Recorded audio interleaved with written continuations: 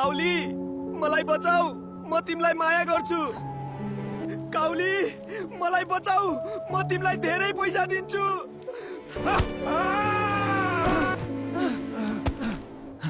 तिमीले धेरै राम्रो गर्यौ। लौ, गाडीको साँचो, अब यो तिम्रो गाडी हो। साँची हो? वाह औ जति खान मन छ खाऊ। वाह भान्टा, कस्तो मजा आइरहेछ। जति गर्न मन छ गर सपिङ। वाह भान्टा, आज त मजा आयो। अब धेरै भयो सपिङ, हिँड अब घर जाउँ।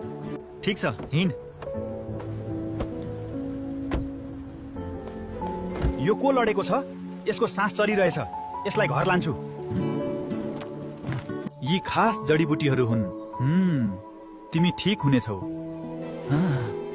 धन्यवाद फर्सीजी, म अब ठिक छु। फर्सीजी, मलाई काम चाहियो। काम चाहियो? खेतमा गएर काम गर। ओहो, यो त सुन पो हो। मैले यो फर्सीजीलाई दिनुपर्छ। फर्सी आमा, मलाई यो भेटियो।